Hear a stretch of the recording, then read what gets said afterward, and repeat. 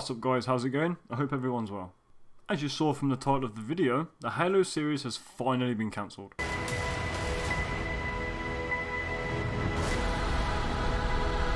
And it's gone.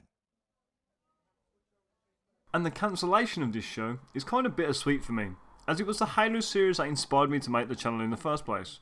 As from the very first episode, every Halo fan who saw this show within the first 20 minutes knew this show was not for Halo fans. In fact, when the trailers did release, the internet was flooded, no pun intended, with countless articles explaining on how the showrunner took no inspiration from the games or existing lore, all because they wanted to make their version of Halo. Naturally, was also met with articles trying to gaslight Halo fans on how this was a good thing. I don't know why these so-called showrunners have the audacity to think they can come into these massive franchises and just start changing established characters, storylines, just because they want to. We had the same issue with Russell T Davies that was hired to run the new Doctor Who series.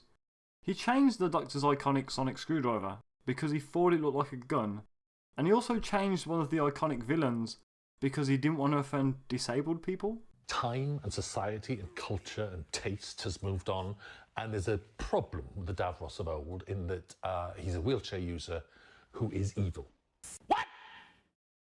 I had problems with that, and a lot of us on the production team had the problems with that, of associating disability with evil. What the f? These showrunners have so much ego, they think the show is all about them, so it comes as no surprise why series with these people in charge fail miserably. Don't get me wrong, I understand you can't just copy the game from scene to scene, but to completely retcon and create something that has no connection to the game apart from a visual representation and namesake is just ridiculous. For instance, John is not the Master Chief because of his skill, combat experience, or being a complete badass. It's because of an emotional suppressor pellet surgically implanted in his back, and without this pellet, it's just a sad, mopey, crying little soy boy.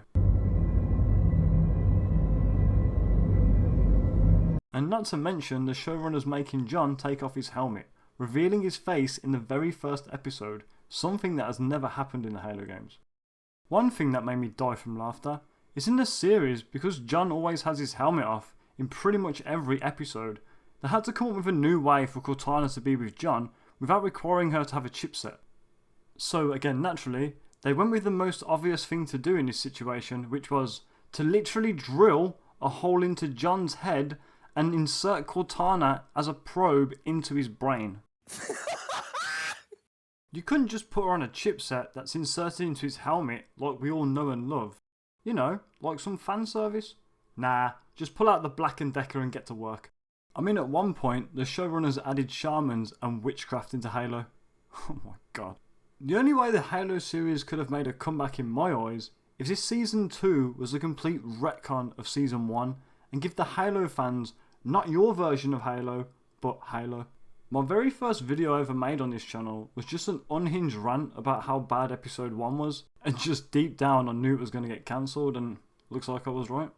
Well, thanks for watching guys. If you liked the video, give it a like and let me know what you think down in the comments. Stay safe, stay sensible, peace.